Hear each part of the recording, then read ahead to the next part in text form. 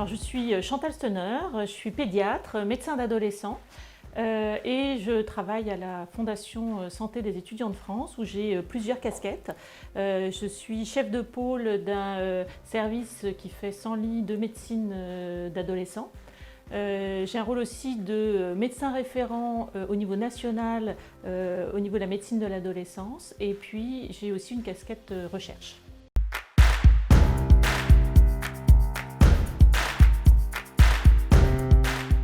Le rôle des parents devant un adolescent malade chronique est majeur.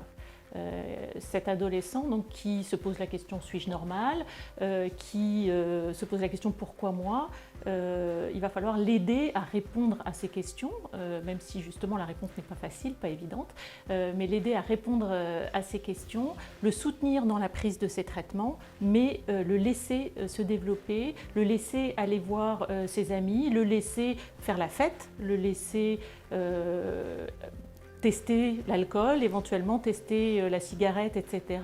Même si, en tant que parent, on a extrêmement peur que la maladie s'aggrave. Donc il faut trouver la bonne balance entre la peur de l'aggravation de la maladie, mais l'indispensable développement de cet adolescent qui, si on ne le laisse pas faire toutes ces expérimentations, va jamais devenir adolescent, jamais devenir adulte, et son développement est complètement entravé. Donc c'est quelque chose d'extrêmement difficile. D'autant plus difficile si la maladie, je dirais, est ancienne et que en fait, toute la sphère familiale s'est construite autour de cet adolescent malade chronique qu'on aidait à prendre ses traitements, à suivre je sais pas quoi, ses recommandations, etc. Et que là, le fait qu'il prenne son indépendance va faire que les parents vont se sentir de moins en moins utiles et il va falloir donc restructurer toute la sphère familiale. Tout ça sans que l'adolescent se sente culpabilisé, soit de faire vivre des choses difficiles à ses parents, soit justement de les laisser se sentir inutiles. Le rôle des soignants pendant la période de l'adolescence, chez un adolescent qui a une maladie chronique, c'est de petit à petit l'aider à devenir acteur de sa maladie, que ce soit lui qui prenne les décisions et plus les parents, qui fassent des choix pour lui, pour sa santé, pour son développement.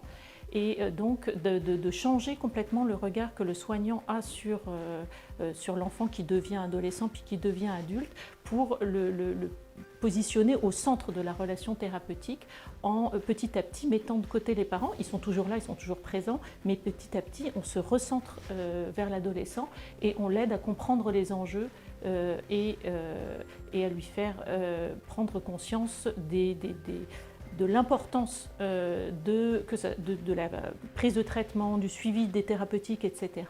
pour lui, pour son développement, en fonction de ses choix à lui. Alors, le rôle des acteurs scolaires en présence d'un adolescent malade chronique est aussi extrêmement important.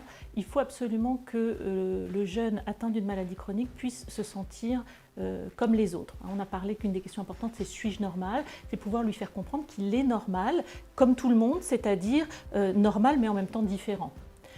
Pouvoir l'aider à suivre sa scolarité comme tout le monde, avec ses capacités mais aussi ses déficiences, avec sa fatigabilité éventuelle, ses absences pour les différents soins médicaux, de pouvoir l'accompagner là-dedans mais en même temps lui mettant un cadre qui est extrêmement important parce qu'on ne peut pas le laisser tout faire parce qu'il est malade, sinon il n'arrive pas à se développer. L'adolescent a besoin d'un cadre bien précis pour pouvoir se développer. Si ce cadre n'est pas mis, l'adolescent est en insécurité.